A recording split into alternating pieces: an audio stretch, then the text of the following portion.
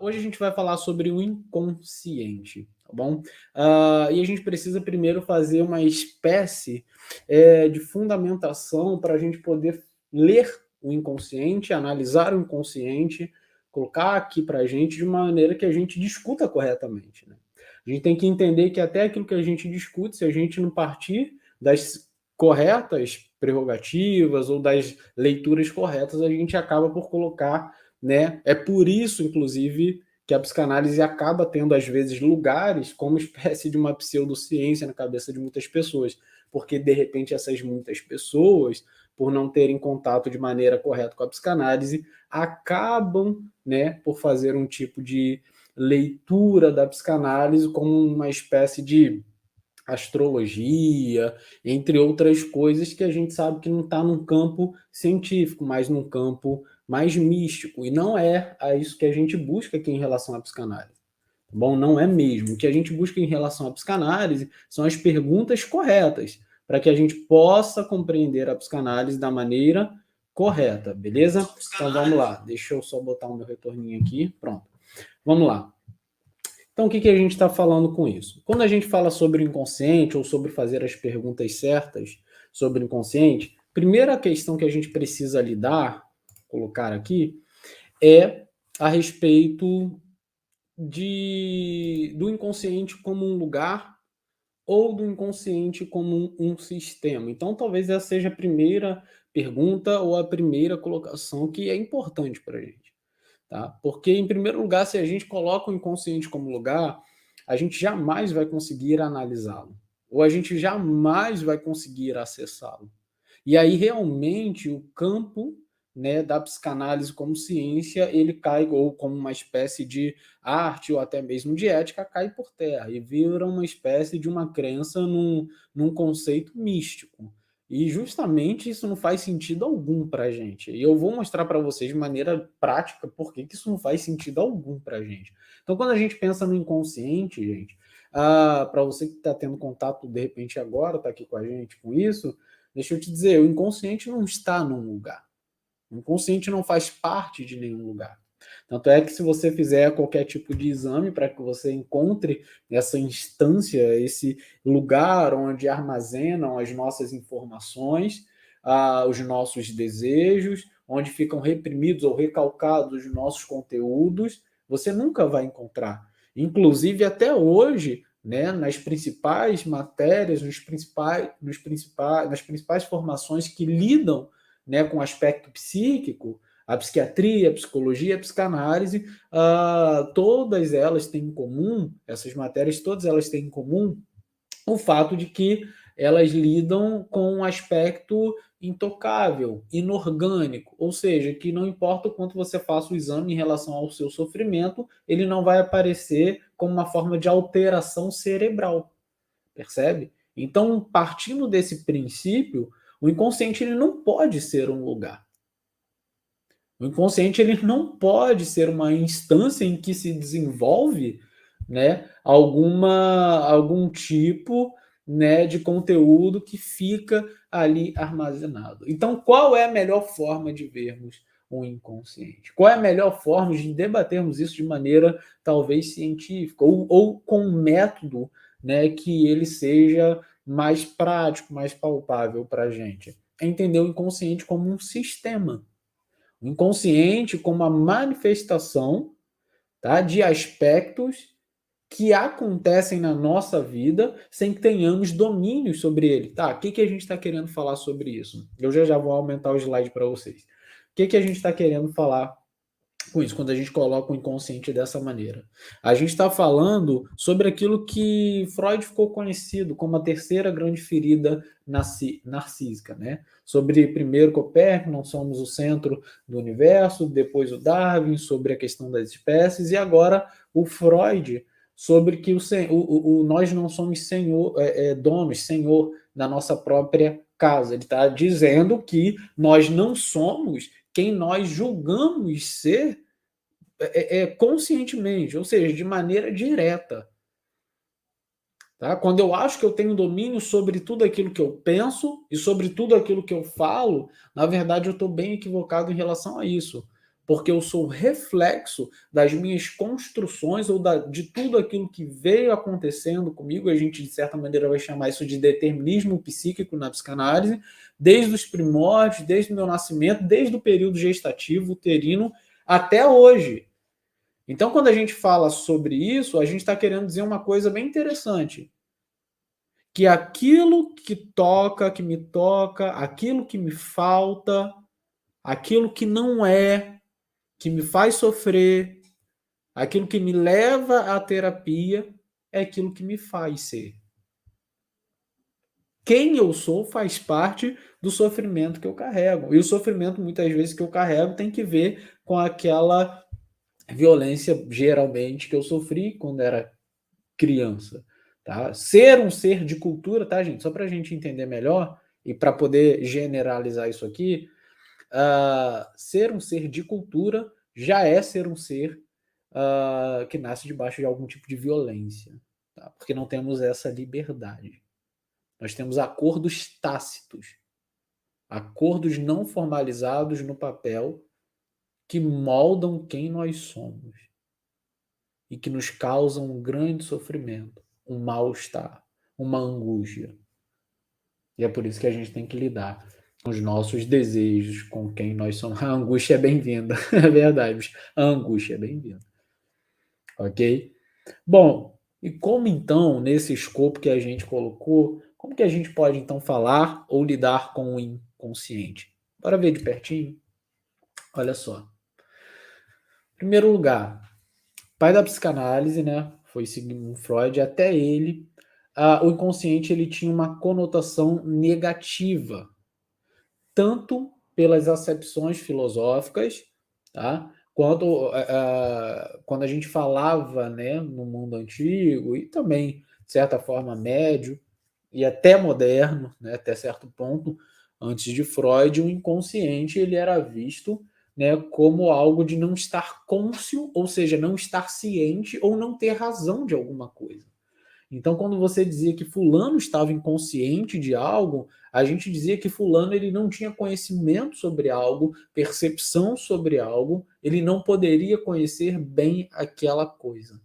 Então, a gente não tem só essa acepção filosófica, mas também, né, a batuta aí da psicologia, que foi nascente aí nos meados também do século XIX, pelo fato, né, de uma psicologia mais positivista, né, no sentido comportamental e tudo mais, a gente tem uma dificuldade dessa compreensão do inconsciente de uma maneira mais prática, né? Porque uma coisa é você ver o comportamento e analisá-lo e colocá-lo diante de nós. Uma outra coisa é você corresponder a uma proposta que está por trás do comportamento e que te move a fazer ou realizar aquilo. Tá bom? Então, a propor uma ideia de que o inconsciente é um lugar, tá? Isso aqui é fim didático quando a gente fala lugar, mas a gente já falou sobre isso, tá bom? A gente já falou sobre isso, deixa eu botar aqui desenhar, tá? Aqui, ó. Tá? Referido a uma espécie de consciência inconsciente. Não surge em Freud um novo conceito, tá? Mas um sentido novo a um termo já existente. É verdade, Helena. Que é a ideia, né, tanto do determinismo quanto da terceira grande ferida narcísica aí da humanidade. Boa noite, Esther. Tudo bem? Boa noite, seja bem-vinda. Entendeu? Então, é verdade. E esse conceito, partindo então da palavra inconsciente, das Unbewusst, né? Ou seja, in Unbewusst, não está. O Bewusst seria o participe do Befin, né? Que seria essa parte de cônscio, né? De consciente. Então, quando a gente fala Unbewusst, a gente fala daquilo que não está caracterizado pela percepção direta, ou seja, pela nossa simples vontade de acessá-lo. Tá? Então, quando Freud propõe o inconsciente, ele não está propondo algo novo. O próprio Schopenhauer já falava disso. Os próprios romancistas alemães já falavam sobre o inconsciente. Fora que o inconsciente também tem um sentido descritivo, né? Que é quando a gente, além, né, desses conceitos filosóficos, psicológicos, a gente também tem esse sentido de que quando a gente desmaia e fica inconsciente. Então, a gente está propondo aqui, né, e vendo com muita clareza, de que o termo inconsciente não é um termo novo, não é um termo novo. Tá? Freud não cunhou esse termo, Freud não inventou esse termo. Tá? Esse termo já existia, ele apenas deu uma nova forma, tá, para essa expressão, segundo aquilo que ele reconhece, e aqui está um ponto muito importante, através dos aspectos fenomenológicos, ou seja, dos fenômenos que surgem a partir do inconsciente. Então, para a gente poder analisar o inconsciente de maneira correta, a gente precisa entender melhor esse conceito. Então, com essa forma nova de olhar para esse conceito, o inconsciente passa a representar o quê? Uma série de processos pessoais referentes às falhas da consciência. Tá? Isso aqui nos toca a todos, tá? A todos. Por exemplo, a observação sobre aquilo que tropeçamos, a observação que nós temos sobre aquilo que nos escapa, cambaleia, falha em todo mundo, quebrando, ou quebrando, né? E de uma maneira incompreensível a continuidade lógica do pensamento e dos comportamentos da vida cotidiana, que são os nossos lapsos, os nossos atos falhos, os nossos sonhos, os nossos esquecimentos e, de modo mais geral, os sintomas compulsivos dos neuróticos, cuja significação paradoxal, né, ele descobre na clínica o Freud descobre na clínica da histeria. Vocês entenderam o que a gente está falando aqui? Vou colocar de uma maneira mais clara. O que Freud está propondo quando a gente fala sobre essa nova forma de ver esse conceito? Né? E aí sim, um diálogo no campo científico a respeito da psicanálise. E é claro que a gente vai ter uma noção melhor e maior agora em Lacan quando a gente fizer, né, breves pontuações sobre isso. Bom, quando a gente fala sobre esse conceito, basicamente, a gente está falando, quando Freud propõe dessa maneira, sobre aquilo que nos escapa, sobre aquilo que falha, sobre aquilo que, de alguma maneira, é quebrado no nosso raciocínio lógico, para que dê lugar, então, a algum tipo de falha, de tropeço. O que está sendo dito aqui é que nós não somos responsáveis totalmente por aquilo que desejamos, ou por aquilo que queremos, ou por aquilo que não queremos. Tanto é, pegando essa afirmação que a gente colocou, tanto é que se você analisar de perto, você pode de repente pensar, quando tem as novas conferências introdutórias, perdão, as conferências introdutórias de Freud, 1916, elas vão trazer principalmente a questão dos atos falhos. E por que o ato falho é tão importante para a gente no campo da fala? Porque você pode, de repente, dizer assim, eu posso falhar porque eu estou muito cansado. Eu posso trocar o nome porque eu estou fadigado. Eu posso trocar o nome porque eu tive um dia ruim. Ou eu posso trocar o nome por outros diversos tipos de reações psicológicas devido à minha fadiga ou falta de atenção. É verdade, pode mesmo. Tá? Isso eu estou já indiscutivelmente tirando a questão anatômica. Tá? A questão de que eu tenho algum problema cerebral. Estou dizendo que eu não tenho, e estou dizendo que eu tenho fadiga psicológica ou alguma. Seria uma forma de defesa do ego? A Esther perguntou. Com certeza. Com certeza. A gente vai chegar aí. A gente vai chegar aí. Então, quando tá, eu tenho esse tipo de lapso, é normal. Mas e se eu perguntar para você, e se você tiver esse tipo de lapso, quando você está totalmente saudável, concentrado, saudável totalmente, é claro que, né, tá, gente? Não levem isso para uma pessoa que está 100% de todas as suas capacidades, não há. O que eu estou dizendo aqui é que, digamos que você, numa apresentação de um trabalho, você dormiu bem, você comeu bem, você está totalmente concentrado sobre aquilo que está acontecendo e você ainda assim acaba por trocar aquele nome. Você acaba por dar um novo significado àquela palavra que tem, na verdade, um significado às vezes contrário àquilo. Então, quando eu proponho o ato falho, ou quando Freud propõe o ato falho em relação a tudo que vai bem, e acontece esse lapso, a gente não está vendo um ser que tem total domínio sobre si. A gente está vendo um ser que tem uma certa incapacidade provocada por alguma coisa que está por trás de. E isso a gente chama de inconsciente. Não é um lugar, é um sistema. E é um sistema que se manifesta dessa maneira, fazendo com que você e eu tenhamos esses tipos de quebra lógica. Assim como, por exemplo, um sintoma compulsivo. Vai lá, você que tem compulsão, ou você que tem toque, fazer algum tipo de exame, não vai aparecer nada no seu cérebro. Mas por que você não consegue lidar com o fato de que aquela porta está fechada? Isso eu estou falando do transtorno obsessivo compulsivo. Eu poderia falar só sobre a obsessão no campo das ideias. Por que que você não larga a mão de que aquela pessoa está te traindo e ela não está? Por que que você não larga a mão disso ou daquilo? Porque você não é senhor, segundo Freud, sobre a sua própria casa. Há, então, um sistema por trás. Aí existe aí algo que está por trás, tá? Que tem influência ou inferência direta na nossa vida cotidiana, na quebra do nosso raciocínio lógico. E isso a gente chama de aspecto fenomenológico, ou seja, aspectos de coisas que acontecem sem o nosso domínio. E é aí que a gente conhece o inconsciente. Percebe então que o diálogo do inconsciente, quando proposto o inconsciente, ele é muito mais alto do que dizer que existe ou não existe o inconsciente. É como se fosse meio bobo falar sobre isso. Mas aqui a gente tem que falar hoje. Percebe? Porque não é algo que se discute, é algo que se percebe. É algo que se vê. Era como se eu colocasse para vocês, gente, existe político honesto e desonesto?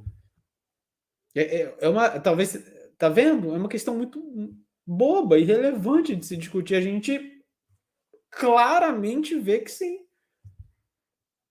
Apesar de que a proposta política deveria ser só de honestidade, não é? A proposta psicológica deveria ser só consciente.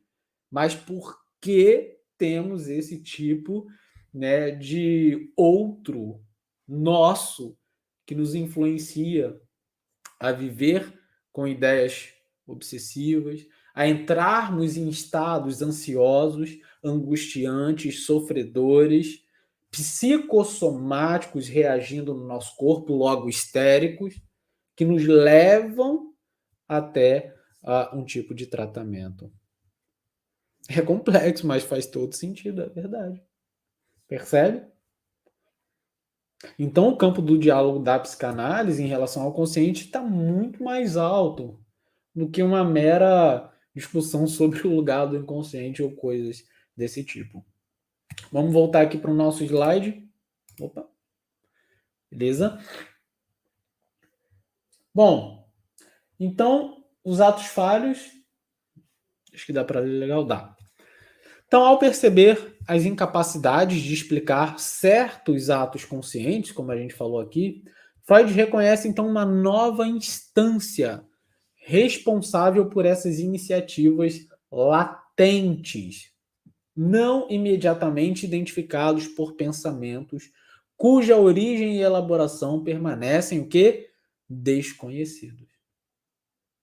Tá? Com essa percepção freudiana da estrutura psíquica do sujeito, passa a ser possível, então, a compreensão de certos processos patológicos irracionais ligados à existência. Beleza? E cabe-se dizer aqui uma coisa importante, é que o inconsciente, para nós, tá, não é visto como uma extensão do consciente. Tá? Ele é um grupo psíquico separado, de força autônoma, tá bom? Capaz de viver a si mesmo. Eu vou botar assim de uma maneira didática. ok? Ele não é uma extensão do consciente, ele rompe com o consciente. Existem barreiras que estão entre o inconsciente e o nosso consciente. E esse é um fato muito importante para a gente. Tanto é que a gente não chama o inconsciente de subconsciente. Tá? A gente não é subconsciente. Porque se fosse sub, seria uma extensão a um ponto em que eu conseguisse acessá-lo para que eu pudesse lidar com essas questões. Talvez isso esteja mais próximo daquilo que a gente chama de pré-consciente. Então, na primeira estrutura topográfica do Freud, a gente tem aquilo que a gente chama de pré-consciente, a gente tem aquilo que a gente chama de consciente, a gente tem aquilo que a gente chama de inconsciente.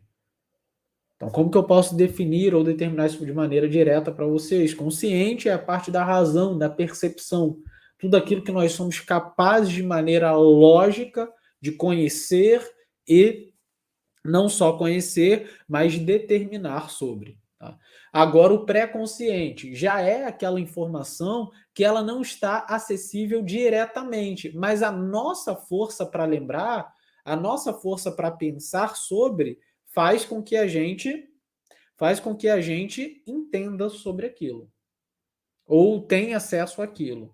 Por exemplo, o nome daquilo mesmo está aqui na ponta da língua. Ok? Aquela informação que está diante da gente e quase consciente. Mas há uma que a gente não consegue acessar. E aí eu queria, de maneira bem rápida, eu não quero entrar nesses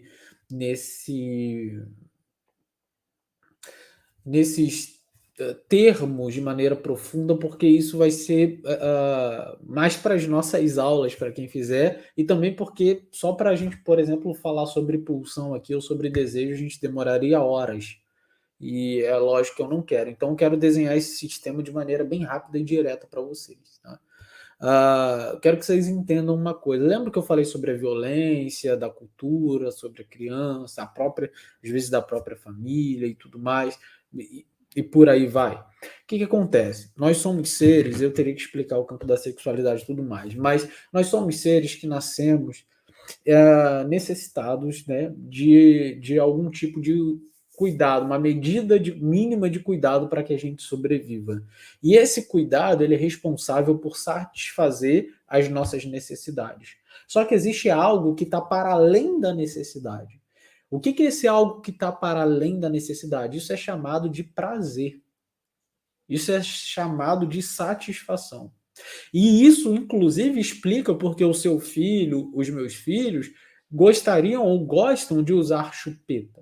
É porque uma vez que eles têm o contato com o seio materno, com o bico da mamadeira, o chuchar para ele, boca, é conhecido como uma zona erógena, ou seja, zona de obtenção de prazer, onde o prazer é reconhecido, envia informação, cria-se uma imagem.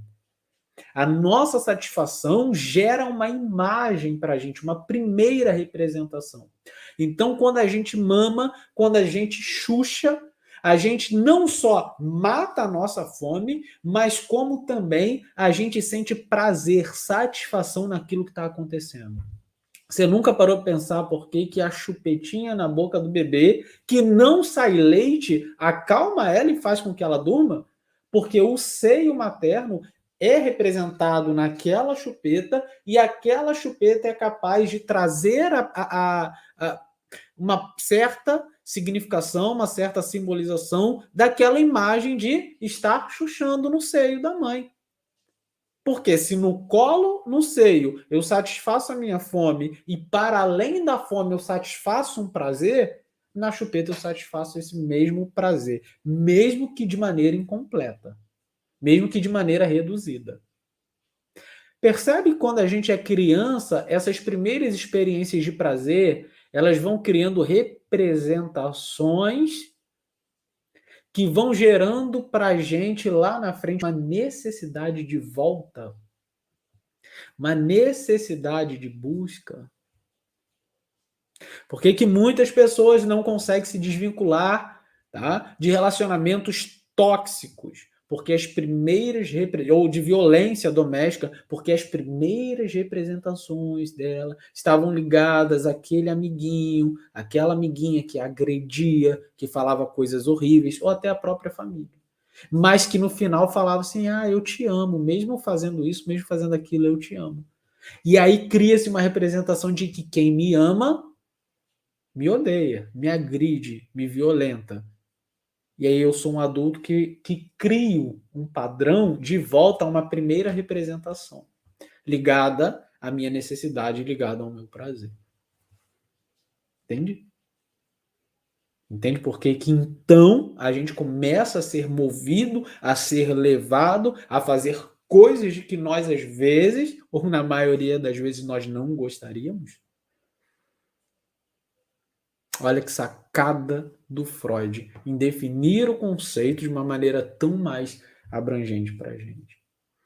E a Esther, a psicóloga Esther, tinha colocado algo, colocou algo aqui para a gente importante. Ela perguntou: seria então uma forma de defesa do ego?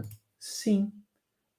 Por quê? Porque uma das palavras fundamentais, um dos conceitos fundamentais na psicanálise é o recalque, o Verdrängen. O recalque, ele é responsável por esse sentimento de ter que lidar com os nossos desejos ao longo do nosso desenvolvimento, que a gente não pode correspondê-los de maneira direta, porque esses desejos, lembra que eu quero saciar, ligados à primeira representação, eles vão tomando novas formas. Por exemplo, eu desejo, então, a saciar o meu prazer fazendo isso ou fazendo aquilo, mas aquilo vai contra os valores da família, os valores da cultura, os valores da religião, os meus valores pessoais. Logo, eu tenho que lidar com isso. E a gente chama isso de processo de síntese. Se por um lado eu desejo e quero, por outro, eu não posso. Olha como a gente sofre por aquilo que a gente determina que a gente pode ou não pode. E aí a gente passa por um processo pequenininho, tá? Chamado repressão e recalcamento, tá? Quero já deixar indicado aqui para vocês, tá? A interpretação dos sonhos de Freud, para quem não leu, tem também um textinho dele, tá? Que aí já não é o livro 1 e 2, Interpretação de Freud, mas é um texto isolado, um inconsciente, que vale muito a pena você ler. E vocês vão ter uma percepção melhor, né, sobre essa construção. Mas sobre esse desejo, sobre essa repressão, a gente chama isso de processo de síntese. O que é esse processo de síntese? É o fato de que, ao desejar, eu tenho que suprimir, reprimir o meu desejo. E aí eu recalco. Eu faço tanta força para tirar aquele pensamento de que eu não posso tomar uma outra pessoa para mim, de que eu não posso fazer isso ou aquilo, faço tanta força que eu esqueço. E nesse ato, eu acabo por recalcar o conteúdo. E no recalque, cria-se aí os aspectos fenomenológicos do inconsciente. Então, se seria uma forma de defesa? Sim, sim. Neurose de defesa, recalcamento, mecanismo de defesa do ego. Estamos recalcando os nossos conteúdos. Por que que muitas pessoas, por não saberem lidar com a jornada religiosa, adoecem por conta de uma autocastração excessiva? Porque desejam tanto, não sabem lidar com esse desejo, cabe-se dizer, é importante, passar pela terapia, mas querem passar de outra forma e acabam por adoecendo, acabam por sofrer muito, por não serem capazes de lidar com os seus próprios desejos, ou reduzi-los, ou, de alguma maneira, satisfazê-los em outro objeto, ou de outra forma. Tá? Isso é interessante. Então, quando a gente fala sobre esse processo do recalcamento daquele desejo, desse negócio de pegar aquilo que eu quero tanto e esquecer, aquilo transforma-se em algo que Freud chamou de a volta do recalcado. Que isso são os aspectos do inconsciente, gente. É onde a gente conhece o inconsciente. É quando eu deposito valores naquela pessoa que não tem nada a ver com ela, tem a ver comigo.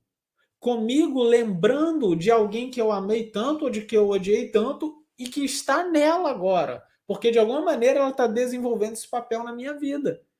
E isso, inclusive, chamado de transferência, acontece no setting terapêutico e é isso que é responsável na relação terapêutica para o desenvolvimento de um tratamento psicanalítico. Que cure a pessoa completamente? Não.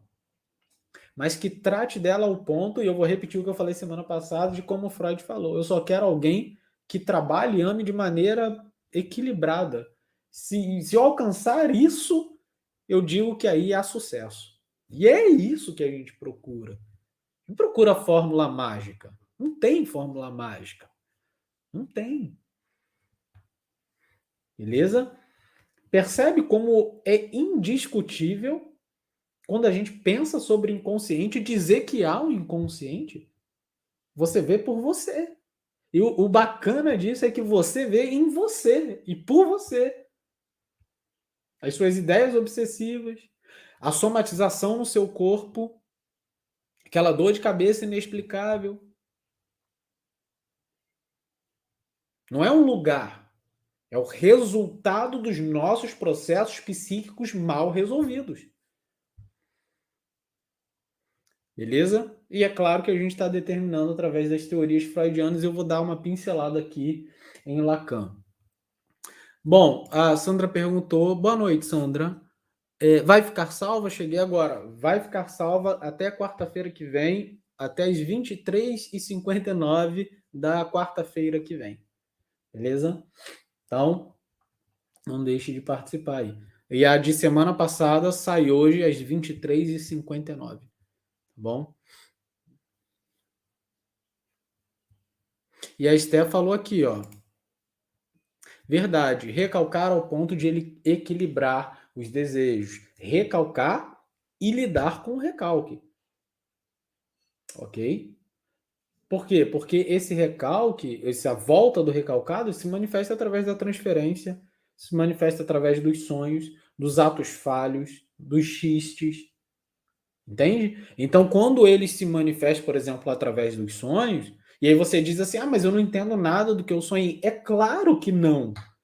Você já parou para pensar que o sonho tem uma linguagem justamente metafórica para poder alcançar você, justamente pelo fato de que conscientemente você não quer aquela informação, você nega o seu desejo em relação àquele objeto, recalca aquele desejo, transforma-se então aquele desejo em um tipo de conteúdo recalcado, e para ele não se manifestar no seu corpo, como uma dor de cabeça, entre centenas de formas de se manifestar, ele então faz com que você sonhe com aquilo. Aí você diz, mas eu não sei o que eu estou sonhando. Então você tem que aprender, fazendo o nosso curso, a compreender os sonhos. E diga-se de passagem, não existe livro, tá, gente, de interpretação de sonhos, tá bom? Só para vocês entenderem que não existe isso de maçã significa isso, pera aquilo, cama aquilo, cadeira aquilo. Tá? Isso não existe, tá? Isso não existe. Não existe livro de interpretação de sonhos assim. Ok? O que existe é a nossa capacidade de entrar no cotidiano do nosso analisando, vou chamar aqui de paciente por a fins didáticos. Então, existe sim uma capacidade de entrarmos com o nosso paciente na sua vida cotidiana e na sua vida simbólica, porque o que é maçã para mim, digamos que para mim seja algo maravilhoso, muito gostoso, muito bom, mas para o meu paciente seja horrível. O fato dele não gostar de maçã, de morder maçã, de saborear maçã, faz com que no sonho dele, a maçã para ele seja completamente diferente do que a maçã para mim. Logo, significa que o sonho dele, mesmo que seja igualzinho ao meu, tem características totalmente diferentes, símbolos totalmente diferentes, que se manifestam totalmente diferente para ele. Entende? Só o fato de mudar a cultura, o lugar, né, a forma de viver, muda-se a forma com que a gente se relaciona com esses símbolos. Logo, muda-se, né, se mudam-se as características simbólicas, muda a forma de interpretar aquele sonho. Porque é conteúdo metafórico. O sonho ele tem que falar assim: você não quer lidar com os seus desejos, com as suas pulsões. Beleza? Então vamos lá. Aqui. Freud, então, ele lança a ideia, né, a partir de todo esse escopo, ele lança a ideia de uma estrutura do inconsciente partindo da ideia de uma tópica psíquica, onde há uma articulação plurosistêmica, que foi baseada, então, em 3 instâncias, como eu já falei, inconsciente, pré-consciente e consciente, tá? Ali tá errado. Nesta primeira tópica, o inconsciente é completamente separado do sistema do pré-consciente, a primeira censura. E este também está dissociado do sistema consciente, que é a segunda censura. O pré-consciente, como uma espécie de segundo inconsciente, é uma barreira entre o inconsciente e o consciente. E então ele partilha das propriedades do consciente. Ele é responsável pelos conteúdos latentes, porém provisórios, e sempre suscetíveis a se tornarem conscientes. Beleza? Bom, vamos caminhar. Boa noite, Vani. Vamos caminhar. Lugar das representações de palavra, né? Se a gente puder então falar sobre o inconsciente, é o lugar das representações, e daí a gente já vai então trazer uma característica, uma percepção lacaniana sobre o que é inconsciente, e aí esse sistema vai tomar forma. Que a gente está até agora dizendo, não é um lugar, é um sistema, é comum a todos, vocês já estão vendo que faz parte da vida rotineira de vocês, cotidiana, a compreensão dos fenômenos inconscientes que se manifestam na nossa vida. Cheque, né? Cheque. Tranquilo. Então, lugar das representações de palavras sujeitas ao funcionamento do processo secundário. O pré-consciente intervém segundo uma tríplice função. Proibidor, ele bloqueia o acesso direto à consciência dos materiais recalcados no inconsciente.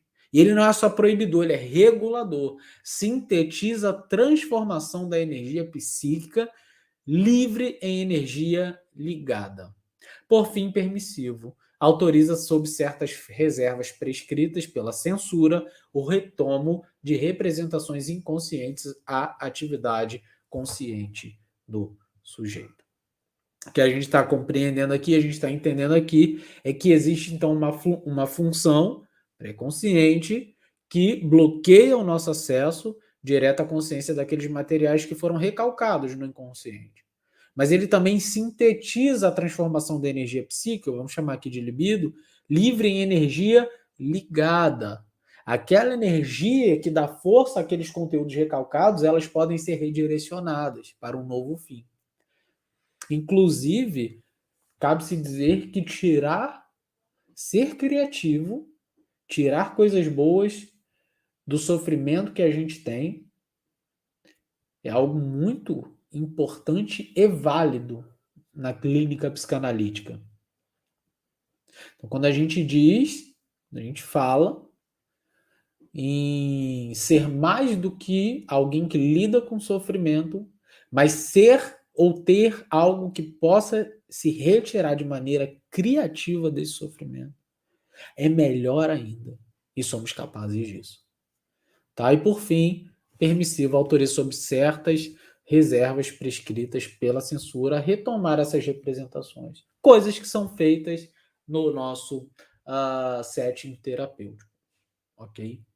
Bom, cabe dizer aqui, gente, rapidinho, que o inconsciente ele é principalmente regido por 2 aspectos fundamentais, tá? Que é a condensação e o deslocamento, tá? A condensação, ela basicamente é a fusão, fusionar, tá? 2 ideias, tá? 2 representações para que elas se formem em uma. E o deslocamento é quando a gente desloca tal significado para uma outra representação. E eu vou precisar sair, mas assistindo depois em off. Vou atender um analisando estágio. Tá legal, Luciana. Gente, para quem não sabe, Luciana é aluna da nossa tutoria. Ela tá no 8º mês da tutoria e ela faz estágio. Não só ela aqui, mas a Michelle aqui também, a Elaine aqui também, a Elizabeth aqui também, tá? Todas elas já atendem. Então, fica a dica para quem quiser conhecer a nossa tutoria. No finalzinho eu falo bem rápido. Hoje a gente não vai falar muito sobre não. Bom, e o deslocamento, então, é essa ideia que é ligada a uma representação diferente. Eu vou dar um exemplo prático. Esses dias eu fui falar soberano e fui falar poderoso. Tá? Eu não sei se os meninos estão aqui para poder dizer, mas eu fui falar um e outro e falei soberoso. Soberoso. Tá? O que significa soberoso? Significa que eu condensei duas ideias. Significa que eu misturei duas ideias. E isso, na condensação, é exemplo de homofonia. Se a gente pensar na condensação, a homofonia é um dos exemplos.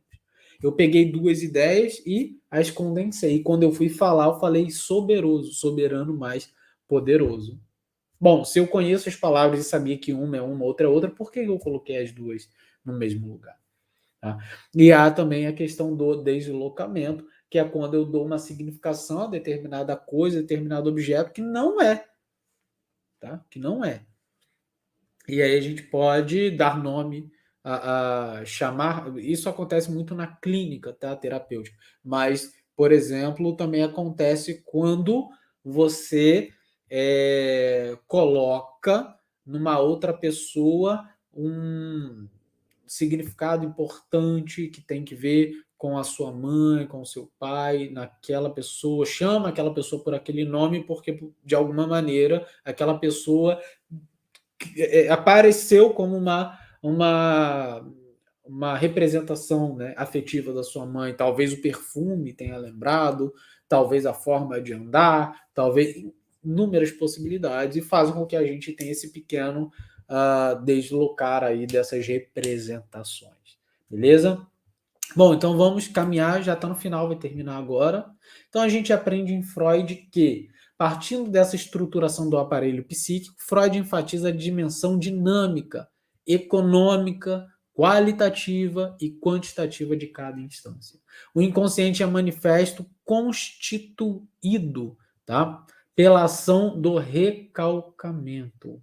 Percebe? Para que haja, para que a gente leia, tá? Para que a gente leia o inconsciente, precisamos compreender, então, que há um processo para que o inconsciente se manifeste. Por isso que ele é um sistema, ele não é um lugar. E qual é esse processo de síntese entre a gente lidar com o nosso problema, tá? Nossa busca, problema no sentido de busca pela satisfação, ao mesmo passo que eu não posso satisfazê-lo por conta de vários valores, tá? Bom, do recalcamento, ou seja, representações da pulsão que querem descarregar seu investimento, portanto, por moções de desejo. Essas moções pulsionais são coordenadas umas às outras, persistem umas ao lado das outras, sem se influenciar reciprocamente, não se contradizem entre si, tá bom?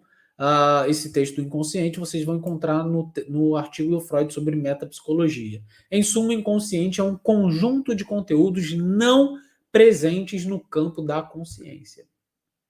Através da ação do recalque, os conteúdos são impedidos de chegarem até a pré-consciência, a consciência. Beleza? Bom, o Alex disse aqui, ó, o sonho é um grito do inconsciente para prestarmos atenção aos recalques. É verdade, é verdade. Por que naquela época Freud recebia pacientes histéricas que não conseguiam, ou médicos que não conseguiam lidar com essas pacientes, porque não era algo pelo simples exame anatômico, não era algo que se manifestava na anatomia cerebral, mas era algo que se desenvolvia a partir do sofrimento psíquico. Era vitoriana, tá? Mulheres que estavam caladas e reprimidas dentro de suas casas ao longo de um grande processo histórico, e que se manifesta, então, com perda de fala, perda do tato, a dormência do corpo, incapacidade de andar, entre vários outros sintomas. E como que a gente explica isso? Mudanças, a gente poderia falar sobre a mudança do sofrimento a noite inteira. Mas, por exemplo, a mudança do mundo não moderno para o mundo moderno. As formas de trabalho. Então, a partir do momento que o trabalho se torna industrial e eu preciso corresponder a, isso começa a gerar um sofrimento enorme. E nesse sofrimento, homens vão se tornando neurastênicos. O que é neurastênicos? O que é neurastenia? É lidar com aquela sensibilidade a tudo que está em volta. Uma vozinha um pouco mais alta me irrita. Qualquer coisa que acontece me estressa. Ninguém pode falar comigo que eu estou sempre irritado, eu estou sempre nervoso. Olha, percebe? Os homens, então, que voltam da guerra, ao invés de falarem, contarem, eles começam a se calar. E aí você vê, então, aquilo que cala vai começar a se manifestar nos sonhos. Homens começam a se tornar sonâmbulos. Homens começam a se suicidar porque eles não conseguem mais lidar com aquele sofrimento psíquico que eles não conseguem colocar para fora sobre os horrores da guerra. Olha como as formas de sofrer vão se desenvolvendo ao longo do tempo e que está ligado diretamente a um aspecto psíquico e não ao aspecto anatômico. E a gente lida com isso. Quais são as formas de sofrer atualmente que a gente pode lidar? E isso eu estou botando de maneira genérica, mas qual é o seu sofrimento para que você tenha que lidar? Subjetividade. O seu sintoma é seu. É seu. Sua forma de sofrer é sua. Mas você tem que lidar com isso. Mesmo que você lide para continuar caminhando com o sofrimento. Ou para que você alcance alguma espécie de felicidade de alguma maneira. Entende?